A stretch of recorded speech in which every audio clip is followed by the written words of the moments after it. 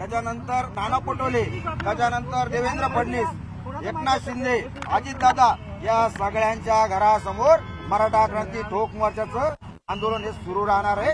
जोपर्यंत मराठा समाजाला ओबीसी मधून आरक्षण भेटत नाही तोपर्यंत आता माघार।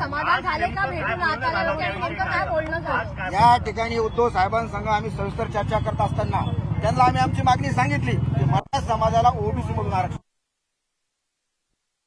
आणि अखंड मराठा समाजाची जी मागणी आहे ती उद्धव साहेबांना आम्ही सांगितली।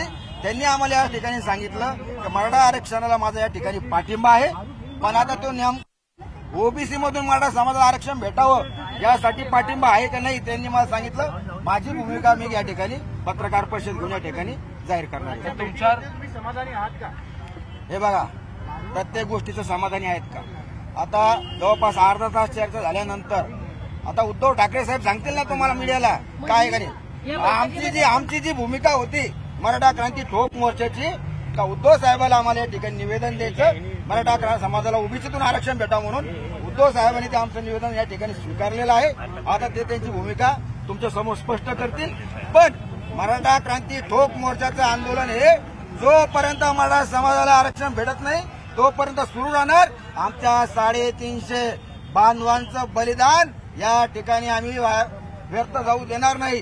जोपर्यंत मराठा समाजाला ओबीसी मधून आरक्षण भेटत नाही तोपर्यंत आंदोलन हे। बैठकीसाठी कोण कोण होतं आतमध्ये उपस्थित? बैठकीसाठी या राज्याचे विरोधी पक्षनेते अंबादास दानवे साहेब होते, अनिल परब साहेब होते, मिलिंद नार्वेकर साहेब होते।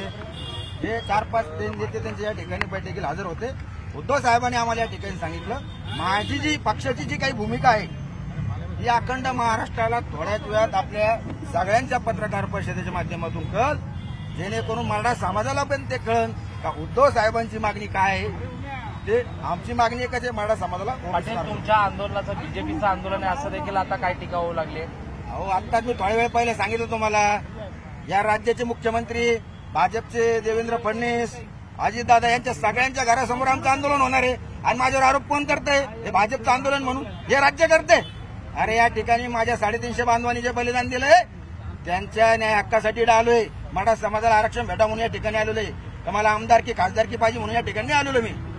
थँक्यू।